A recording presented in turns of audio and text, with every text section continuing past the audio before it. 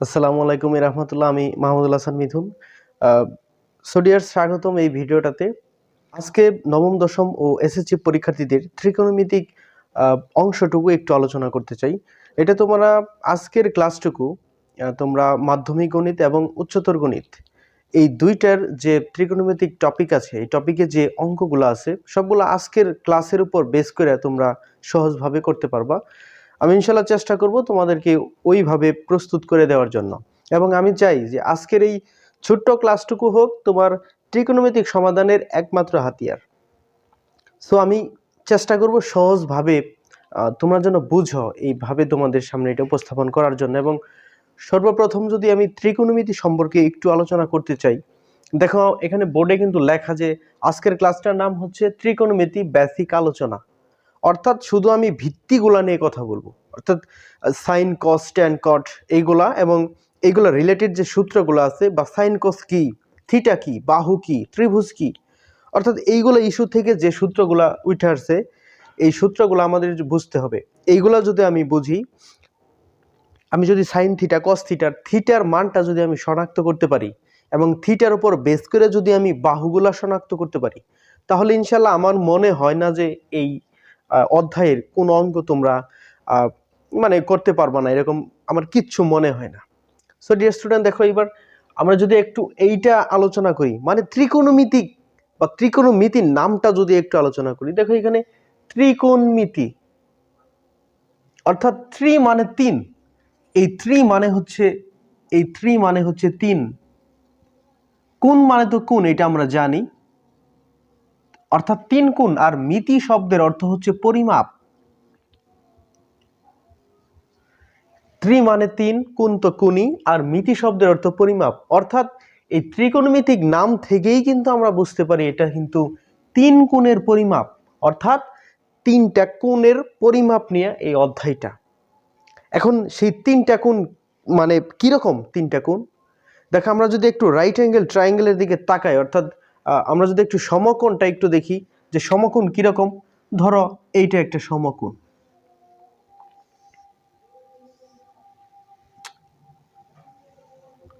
এটা সমকোণ। কেমনে বুঝলাম সমকোণ?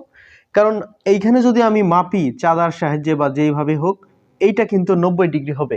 এবং সমকোণের উৎকৃষ্ট সংজ্ঞা হচ্ছে যে একটা ত্রিভুজের যদি একটা কোণের পরিমাপ 90 ডিগ্রি থাকে তবে নিঃসন্দেহে সেটা সমকোণ, অর্থাৎ যে কোণের পরিমাণ 90 ডিগ্রি তাকে সমকোণ বলা হয়। তো এইখানে কিন্তু 90 ডিগ্রি একটা কোণ আছে, এটা কিন্তু সমকোণ। এরপরে দেখো এই সমকোণের যে কোণটার মান 90 ডিগ্রি, অর্থাৎ আমি যদি এইগুলাকে একটা করে অ্যাঙ্গেলে প্রকাশ করি, এটা অ্যাঙ্গেল এ আপাতত এ রাখি, এটা বি এবং এটা সি। অর্থাৎ এইখানে আমাদের তিনটা কোণ হয়েছে, একটা অ্যাঙ্গেল এ কোণ, একটা অ্যাঙ্গেল বি কোণ এবং একটা অ্যাঙ্গেল সি কোণ। অ্যাঙ্গেল এ বি সি এই তিনটা কোণের মধ্যে আমরা কিন্তু বুঝতেছি যে অ্যাঙ্গেল সিটা হচ্ছে সমকোণ, এইটা সমকোণ। এবার আমরা তো কোণ তিনটা বুঝলাম, এখানে তিনটা কোণ আছে। এবার তিনটা কোণের সাথে কিন্তু তিনটা বাহু আছে, প্রত্যেকটা কোণের সাথে কিন্তু দুইটা করে বাহু সংযুক্ত আছে। এবার আমাদের আগে শিখতে হবে এই বাহুগুলোর নাম কি। এখানে যে তিনটা বাহু আছে, বাহু তিনটার নাম কি এটা আমাদের শিখতে হবে। তো নাম আমরা কেমনে শিখবো?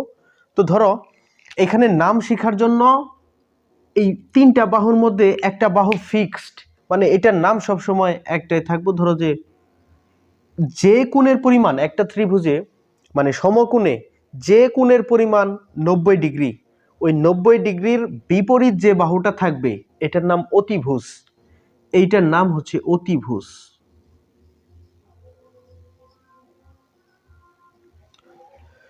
অতিভুজ মানে তিনটা বাহুর ভিতরে আমরা কিন্তু একটা বাহু অলরেডি চিনে ফেলছি, সেটা হচ্ছে যে সমকোণের বিপরীতে যে বাহুটা থাকবে সেটার নাম অতিভুজ। এবং এরপরে একটা লম্ব একটা ভূমি, আমি বলছি যে তিনটা বাহুর ভিতরে একটা বাহুই কিন্তু ফিক্সড, অর্থাৎ সেটা কোনটা? অতিভুজ। এবং এরপরে লম্ব আর ভূমি কিন্তু ফিক্সড না, লম্ব এবং ভূমি ফিক্সড না, এটা শুধুমাত্র পরিবর্তিত হবে থিটার উপরে। তুমি যদি এইখানে থিটা রাখো, তুমি যদি এইখানে থিটা রাখো, এইখানে থিটাটা রাখো, মানে তুমি যদি এই কোণ বিবেচনা করো, আমি এটা বলতে চাচ্ছি, তুমি যদি এই কোণটা বিবেচনা করো, তাহলে তুমি যে কোণটা বিবেচনা করতেছো এই কোণের বিপরীত বাহুটার নাম হচ্ছে লম্ব। তাহলে অবশ্যই অতিভুজ পাইছি, লম্ব পাইছি, তাহলে এটার নাম হচ্ছে ভূমি।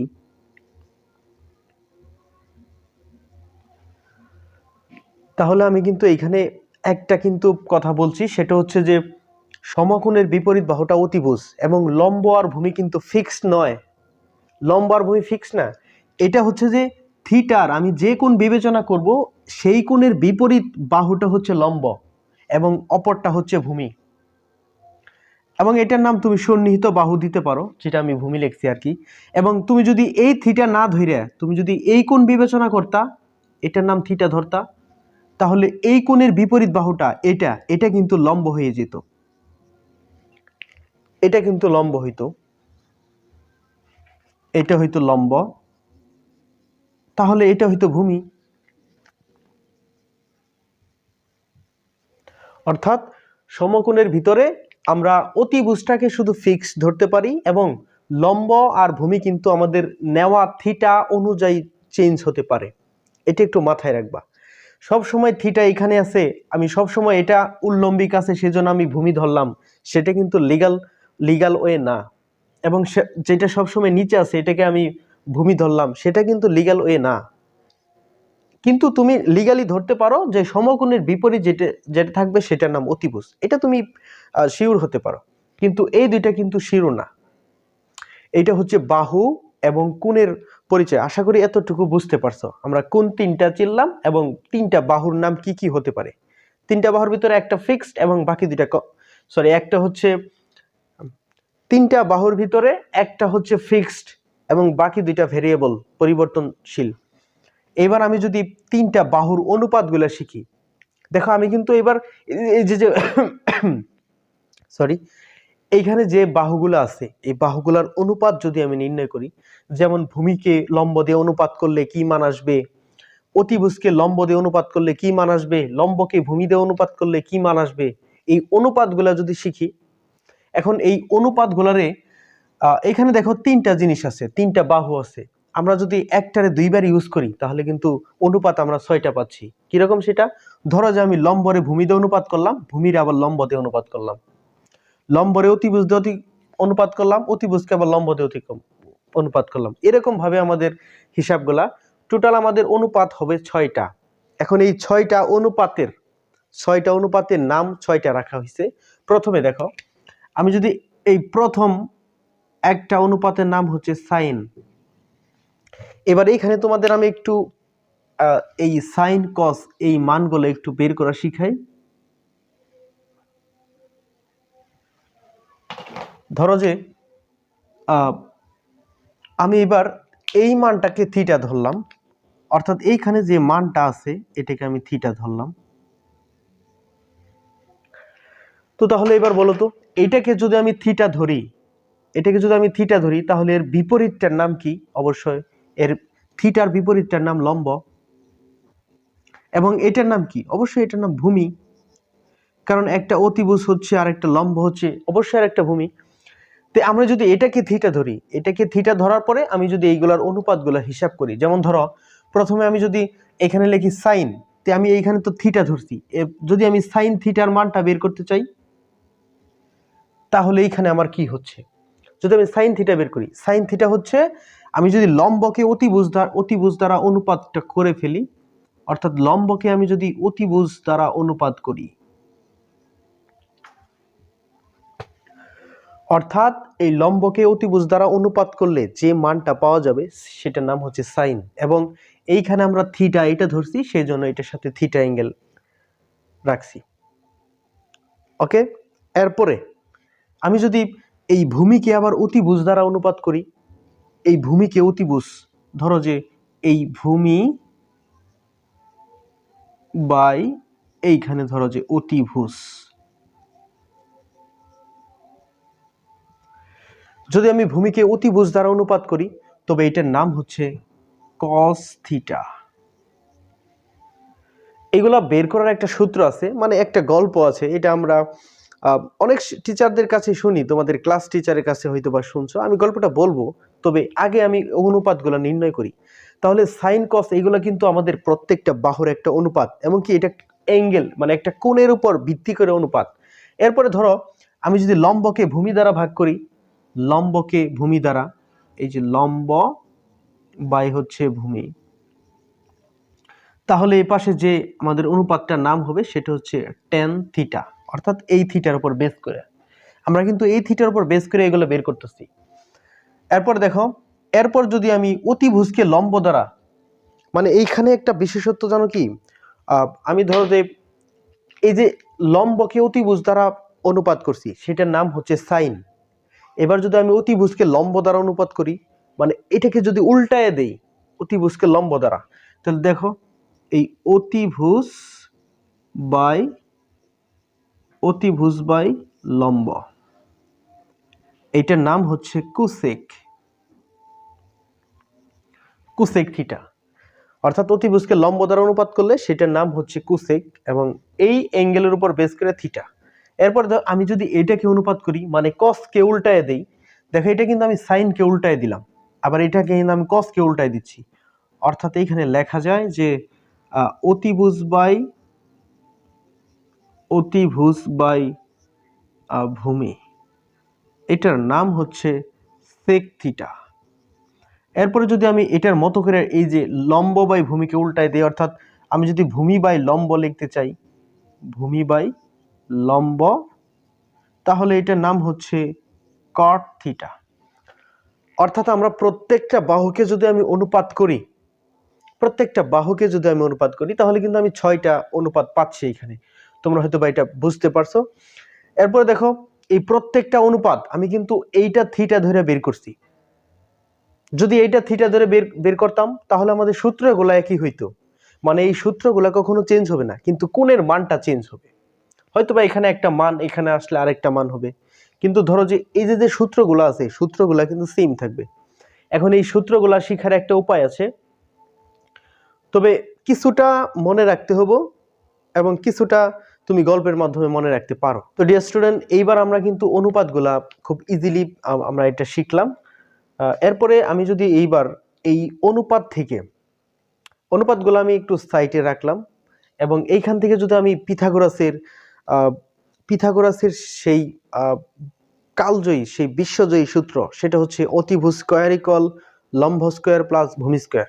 অর্থাৎ একটা সমকোণী ত্রিভুজের অতিভুজ, লম্ব এবং ভূমি আছে, এই তিনটা রিলেটেড পিথাগোরাস যে সূত্রটা, সেটা হচ্ছে যে অতিভুজ স্কয়ার সমান লম্ব স্কয়ার প্লাস ভূমি স্কয়ার। এটা কিন্তু পিথাগোরাসের সূত্র, এটা আমরা সবাই জানি, এটার সাথে আমরা সবাই পরিচিত আছি।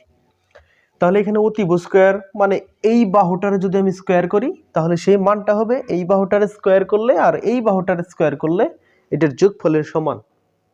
এখন পিথাগোরাসের সেই সূত্রটাকে যদি আমরা একটু মডিফাই করতে চাই, এই যে অনুপাতগুলো আছে এই অনুপাতের সাথে যদি একটু মিশাইতে চাই, তাহলে দেখি কি হয়।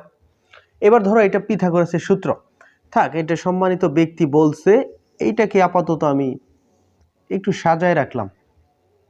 এইবার আমাদের এইখানে লিখি যে অতিভুজ স্কয়ার সমান লম্ব স্কয়ার প্লাস ভূমি স্কয়ার।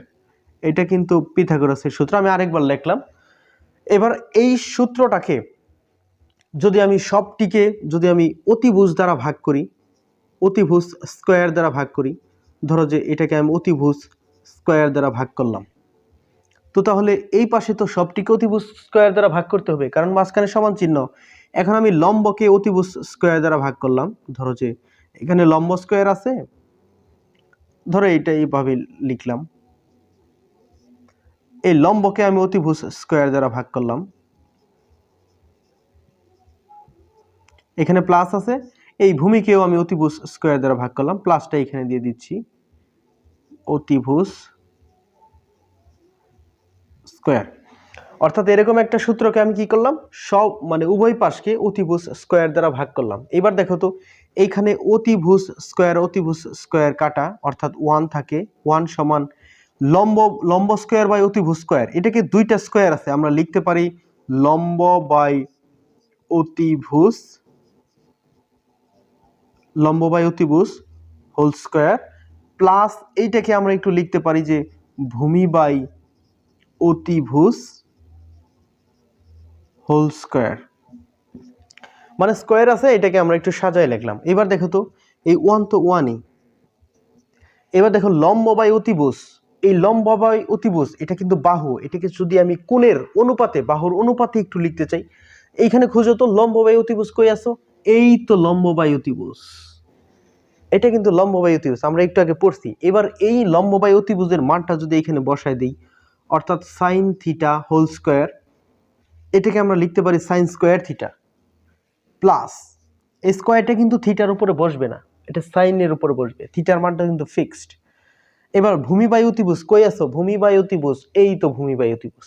তো ভূমি বাই অতিভুজের মান কি, কস থিটা। এবার আমরা এখানে লিখি যে কস থিটা, তো এখানে স্কোয়ার আসছিল স্কোয়ার, অর্থাৎ এটা কিন্তু একটা সূত্র হয়। আমরা যদি এই পাশটা লিখি একটু সাজাই যে sine square theta plus cos square theta equal 1, এটা কিন্তু একটা সূত্র, এইটা তোমাকে মনে রাখতে হবে, এটা একটা সূত্র যে sine square theta plus cos square theta equal 1, অর্থাৎ আমি যদি বাহুগুলোকে অনুপাত আকারে সাজাই, এইটা আমাদের একটা সূত্র আসে। তো এই হচ্ছে একটা সূত্র, এটা আমি অবশ্যই লিখে রাখি একটু, এই পাশে আমি একটু নোট করে রাখি সূত্রটা। দেখো আমি একটু এঙ্গেলে লিখছি যে sine square theta plus cos square theta equal 1, এইটা আমরা প্রতিপাদন করলাম। আশা করি এটা বুঝতে পারছো। এরপরে ধরো এই পিথাগোরাসের সেই সূত্রটা থেকে আসলেও কিন্তু ওনার যে সূত্রটা আমরা পড়তেছি যেটা, এটা কিন্তু অনেক গুরুত্বপূর্ণ একটা সূত্র। এটা আমরা ম্যাক্সিমাম ক্ষেত্রে কিন্তু আমরা এই সূত্রের উপর বেস করে আমরা ম্যাথগুলো সলভ করি। এবার দেখো এই সূত্রটা যদি আমি আরেকবার লিখি, অর্থাৎ অতিভুজ স্কোয়ার সমান অতিভুজ স্কোয়ার সমান লম্ব স্কোয়ার প্লাস ভূমি স্কোয়ার, অর্থাৎ এইবার আমি কিন্তু ফার্স্ট টাইমে অতিভুজ দ্বারা ভাগ দিছিলাম এবং যে রেজাল্টটা আমরা পাইছি সেটা কিন্তু আমরা এখানে মানে লিখে রাখছি, অবশ্যই এটা সূত্র হিসেবে আমরা মনে রাখবো। এরপর যদি আমি সবটিকে লম্ব দ্বারা ভাগ দিই, মানে এখানে যে তিনটা বাহু আছে প্রত্যেকটারে এটা দ্বারা ভাগ দিতে হবে। এবার যদি আমি লম্ব দ্বারা ভাগ দিই তাহলে কি হয়, ধরো যে ছিল অতিভুজ স্কোয়ার, আমি যদি এবার লম্ব স্কোয়ার দ্বারা ভাগ দিই তাহলে সবটিকে কিন্তু লম্ব স্কোয়ার দ্বারা ভাগ দিতে হবে। এবার এইটাকে লম্ব স্কোয়ার ছিল, এটাকেও আমি লম্ব স্কোয়ার দ্বারা ভাগ দিলাম, প্লাস এই পাশে যা ছিল সবাইকে আমি লম্ব স্কোয়ার দ্বারা ভাগ দিলাম। এইখানে কিন্তু সরি একটু মিস্টেক হয়ে গেছে, এইখানে কিন্তু লম্ব স্কোয়ার দ্বারা ভাগ, অর্থাৎ উভয় পাশকে আমি লম্ব স্কোয়ার দ্বারা ভাগ দিলাম। এবার দেখো এইবার যে অতিভুজ স্কোয়ার বাই লম্ব স্কোয়ার, স্কোয়ার দুইটা একসাথে আছে, সেটা আমরা সাজায় লিখতে পারি। একটু আগে আমরা শিখছি যে অতিভুজ বাই লম্ব, এটা কিন্তু হোল স্কোয়ার সমান এই লম্ব স্কোয়ার কেটে দেই 1 থাকে, প্লাস এইটা কিন্তু ভূমি বাই লম্ব আমরা লিখতে পারি যে ভূমি বাই লম্ব তার স্কোয়ার। এইবার আসো অতিভুজ বাই লম্ব, এটার ত্রিকোণমিতিক মান কি আমরা দেখি। অতিভুজ বাই লম্ব কই আছে, এই তো পাইছি, অতিভুজ বাই লম্ব এই যে আমরা পাইছি, এটা আমরা এখানে ইনপুট করি, অর্থাৎ সেটা কিন্তু cosec theta, COSEC cosec theta, মানে স্কোয়ার আছে তাহলে কোসেক স্কোয়ার থিটা সমান এখানে 1 আছে, প্লাস ভূমি বাই লম্ব কই আছো, ভূমি বাই লম্ব এই তো কট থিটা, এইটা কিন্তু কট স্কোয়ার থিটা। এবার যদি আমি সবগুলো একসাথে নিয়ে আসি, মানে 1টারে এক পাশে রাখে, তাহলে কি হয় যে সুতরাং cosec square theta minus cot square theta equal 1, এইটা কিন্তু আরেকটা সূত্র, এটা একটু মাথায় রাখতে হবে যে cosec square theta minus cot square theta equal to 1, কারণ আমরা যখন আমাদের জেনারেল ম্যাথ এবং হায়ার ম্যাথের যে ত্রিকোণমিতিক যে চ্যাপ্টার ভিত্তিক যে ম্যাথগুলো আছে, আমরা যখন ওইটা সলভ করতে যাব এইগুলা কিন্তু আমাদের খুবই কাজে দিবে। সো এটা আমরা এখান থেকে একটু নোট করে লিখে রাখি। আমরা যদি 2 নম্বরে নোট করতে চাই তো এটা হবে যে cosec square theta minus cot square theta equal 1। আমরা কিন্তু দুইটা সূত্র পাই গেছি, দেখি আর দুই একটা পাই কিনা। কারণ আমি এখান থেকে যত সূত্র পাবো আমার ম্যাথে কিন্তু এইগুলা হেল্প করব, অর্থাৎ আমি হেল্পিং ভার্ব অনেক পাচ্ছি। এরপরে দেখো আমাদের সেই সূত্রটা থেকে এবার কিন্তু আরেকটা জিনিস দ্বারা ভাগ করা আমাদের বাকি রয়ে গেছে, সেটা হচ্ছে যে এবার যদি আমি ভূমি দ্বারা ভাগ করি প্রত্যেককেই, তো অতিভুজ স্কোয়ার এটাকে ভূমি স্কোয়ার দ্বারা ভাগ করি, ভূমি স্কোয়ার, লম্ব স্কোয়ার এটাকে যদি আমি ভূমি স্কোয়ার দ্বারা ভাগ করি, ভূমি স্কোয়ার, এবং ভূমি স্কোয়ারকে যদি আমি ভূমি স্কোয়ার দ্বারা ভাগ করি। এবার দেখো প্রত্যেকে আমি ভূমি স্কোয়ার দ্বারা ভাগ করলাম, কাকে ভাগ করলাম? এই যে পিথাগোরাসের সে মহান সূত্রটাকে আমরা ভাগ করলাম ভূমি দ্বারা। এবার দেখো এটাকে যদি আমি সাজায় লিখি একটু, অতিভুজ স্কোয়ার বাই ভূমি স্কোয়ার, তার কি হয়? এটা অতিভুজ বাই ভূমি, এটাকে আমরা হোল স্কোয়ার দিতে পারি, এবং লম্ব বাই ভূমি এইটাকেও আমরা হোল স্কোয়ার দিতে পারি, এটা হোল স্কোয়ার প্লাস এটা কিন্তু ভূমি স্কোয়ার কাটা, আমাদের রেজাল্ট হবে 1। এবার দেখো এবার মিলাও, অতিভুজ বাই ভূমি কই ছিলা? অতিভুজ বাই ভূমি আচ্ছা, এই তো অতিভুজ বাই ভূমির নাম কি? Sec theta. এইবার অতিভুজ বাই ভূমির নাম সেক থিটা বানাও, এখানে স্কোয়ার আছে তাহলে সেক স্কোয়ার থিটা ইকুয়াল লম্ব বাই ভূমি, এটার নাম কি? লম্ব বাই ভূমি কই আছে? লম্ব বাই ভূমি এই তো পাইছি, টেন থিটা। তো এবার বসাই দাও, তাহলে এখানে হবে টেন স্কোয়ার থিটা প্লাস 1। এবার যদি আমি ওয়ানটাকে এক পাশে রাখি, তো এইটাকে যদি এই পাশে নিয়ে আসি, সুতরাং sec square theta minus tan square theta equal 1। এইটা কিন্তু আমাদের আরেকটা সূত্র, অর্থাৎ আমরা তিনটা সূত্র পেয়ে গেছি অলরেডি। এটা যদি আমি এখানে ইনপুট করি যে sec square theta minus tan square theta equal 1, এই হচ্ছে আমাদের এই তিনটা সূত্র কিন্তু আমাদের মনে রাখতে হবে। এবং এই পাশের যে ত্রিকোণমিতিক মান, অর্থাৎ বাহুগুলা আমরা যেভাবে এখানে অনুপাত করছি, এই মানগুলো একটু মনে রাখতে হবে। এই দুইটা বিষয় মনে রাখতে হবে, এবং আরেকটা বিষয় হচ্ছে পিথাগোরাসের এই সূত্রটা আমাদের মনে রাখতে হবে, এবং এই চিত্রটা আমাদের ভিতরে রাখতে হবে। চিত্রটা সব সময়, যেমন এখন যদি তুমি যেইখানে আছো, তোমাকে যদি কোশ্চেন করা হয় যে তোমার ক্লাসরুমের হোয়াইট বোর্ড কোথায় আছে, তোমার কিন্তু ব্রেনে কিন্তু এটা খুব দ্রুত ক্যাচ করবে যে হোয়াইট বোর্ড তো ওইখানে আছে। এরকম ভাবে এইটা মাথার ভিতরে ব্রেনে এমন ভাবে সাপোর্ট মানে সাজায় নাও যেন তুমি এটা দেখে সব সময়, মানে সব সময় যে কোনো পরীক্ষার হলে বা ক্লাসরুমে বা যেখানেই তোমাকে ম্যাথ করতে দেয়, এইটুকু যেন তোমার মাথায় ভাইসা ওঠে আর কি, মানে তুমি শুধু যেন এইটুকু বুঝতে পারো। তো এইখানে কিন্তু আমি থিটা দিছি, থিটা কিন্তু ভেরিয়েবল, থিটা কিন্তু এইখানেও দিতে পারো। একটু লক্ষ্য রাখবা যে থিটার বিপরীত যে বাহুটা এটার নাম কিন্তু লম্ব, এটা ভুললে কিন্তু চলবে না।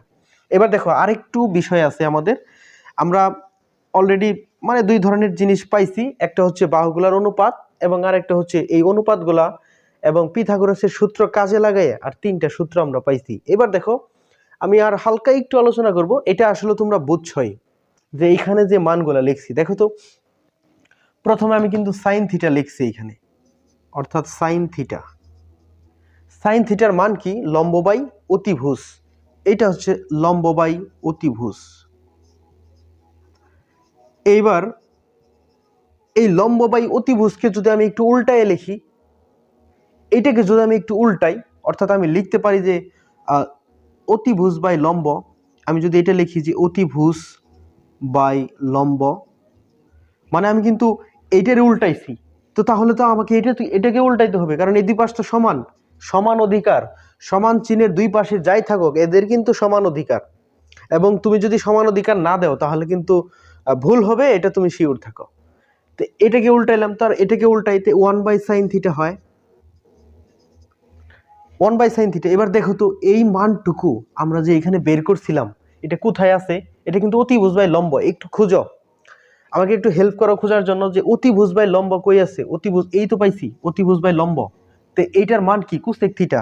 তো আমরা এই অতিভুজ বাই লম্বর পরিবর্তে লিখতে পারি যে এই পাশে 1/sin থিটা সমান কোসেক থিটা।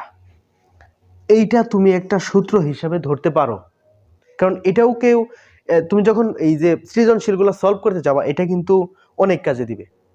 তো তাহলে দেখো তো কোসেক থিটার মান কি? 1/sin theta. তো আমরা এটা দেখে কিন্তু বলতে পারি যে সাইন থিটার বিপরীত যে অনুপাতটা হচ্ছে সেটা হচ্ছে কোসেক থিটা। তো আমরা এইখানে যদি একটু নোট করে রাখি 1 নম্বর দিয়ে, যে কোসেক থিটা সমান 1/sin থিটা, তাহলে সাইন থিটা সমান কি? তাহলে 1/কোসেক থিটা। তাহলে আমরা লিখি যে সাইন থিটা সমান 1/কোসেক থিটা। আবার আমরা লিখতে পারি যে 2 নম্বরে কোসেক থিটা সমান 1/sin থিটা। এটা একটু লক্ষ্য রাখো।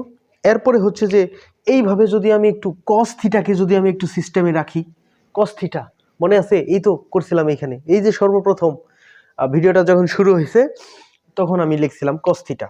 তো এবার আমি লিখি যে কস থিটা সমান ভূমি বাই অতিভুজ। এইবার এইটাকে যদি আমি একটু উল্টায় লিখি, যে দেখো এই ভূমি বাই অতিভুজকে আমি যদি উল্টাই তাহলে আমরা লিখতে হবে যে অতিভুজ বাই ভূমি। তো এটাকে উল্টাইতে হবে, তাহলে 1/cos থিটা। তো তাহলে দেখো 1/cos থিটার মানটা কি হচ্ছে? এই যে অতিভুজ বাই ভূমি কই আছে? অতিভুজ বাই ভূমি এই তো পাইছি, sec থিটা। অতিভুজ বাই ভূমির নাম কি? sec theta. তো তাহলে এইটার পরিবর্তে আমি লিখতে পারি sec থিটা। তাহলে দেখো তো sec থিটা সমান 1/cos থিটা। তো এটা যদি আমি একটু এক্সচেঞ্জ করি তাহলে 1/x, একটু যদি এক্সচেঞ্জ করি তাহলে এটার নাম হচ্ছে যে cos থিটা সমান 1/sec থিটা। তাহলে আমরা এটা লিখতে পারি যে 3 নম্বরে cos থিটা সমান 1/sec থিটা, এবং আরেকটা লিখতে পারি যে sec থিটা সমান 1/cos থিটা।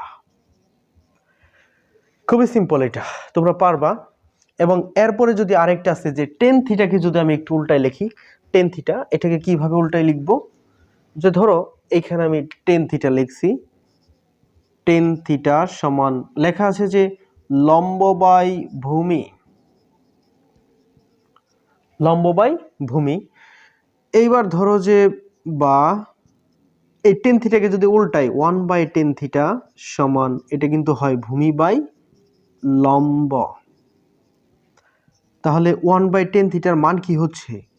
1/10 থিটা হচ্ছে ভূমি বাই লম্ব। যেন কার নাম দিছিলাম আমরা এখানে? ভূমি বাই লম্ব কই আছো? ভূমি বাই লম্ব এই তো পাইছি, cot থিটা। তো এইটার পরিবর্তে আমরা লিখতে পারি cot theta. It's very simple. So dear student, এইখানে যে বিষয়গুলা মানে যতগুলা সূত্র আমরা এখানে শিখলাম, এই সূত্রগুলা কিন্তু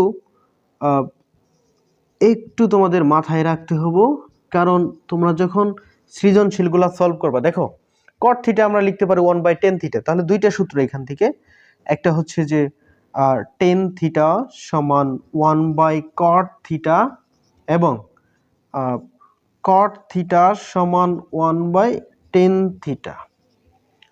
অর্থাৎ এই যে ছয়টা বিষয়, এই যে ছয়টা বিষয় এবং এই যে তিনটা বিষয়, এই একটা বিষয় এবং এই চিত্র, এই বিষয়গুলো যদি তুমি ক্লিয়ার হইতে পারো ভালোভাবে, আমি তোমাকে শিওর এবং আশ্বস্ত করতে পারি যে ত্রিকোণমিতি তুমি কোনো অংশেই আটকিবা না, কোনো অংশে তুমি আটকিবা না। প্রত্যেকটা ম্যাথ তুমি বুঝা নিজেই করতে পারবা যদি এই বিষয়গুলো একটু বুঝো। যে কোণের যে হিসাবগুলা, এটা আমি ভিডিওর প্রথমে আলোচনা করছি, এটা হচ্ছে ত্রিকোণমিতি মানে বেসিক আলোচনা। এই আলোচনা তুমি যতটুকু বুঝবা ম্যাথ তুমি ততটুকু পারবা। যে এই আলোচনাটুকু না বুঝবা, দেখো এইগুলো কিন্তু মনে রাখা এতটা কঠিন না। মনে রাখাটা তুমি বারবার প্র্যাকটিস করলেই এগুলো হয়ে যাব। সো এই হচ্ছে আমাদের ত্রিকোণমিতিক আলোচনা, বেসিক আলোচনা সবটুকু। এবং তোমাদের ত্রিকোণমিতির দুইটা অধ্যায়, একটা হচ্ছে এই যে কোণের অনুপাত রিলেটেড, এবং আরেকটা হচ্ছে মান রিলেটেড, অর্থাৎ সাইন এত ডিগ্রির মান কত, কস এত ডিগ্রির মান কত। ইনশাল্লাহ আমি চেষ্টা করব পরের ভিডিওটাতে সেই মান রিলেটেড যে বেসিক আলোচনাটুকু আছে এগুলো তোমাদেরকে সহজভাবে বোঝাই দেওয়ার জন্য। সো আমাকে বিদায় নিতে হবে তোমাদের কাছ থেকে এখন। তবে দেখা হবে পরের ভিডিওটাতে। ভালো থাকো, সুস্থ থাকো, এবং যদি একবার দেখে ভিডিওটা না বোঝো তবে রিকোয়েস্ট তুমি আরেকটা বার দেখতে পারো, এতে তোমার কাজে লাগবে আর কি। সো ডিয়ার স্টুডেন্ট, আজকে এই পর্যন্তই। ভালো থাকো। আসসালামু আলাইকুম।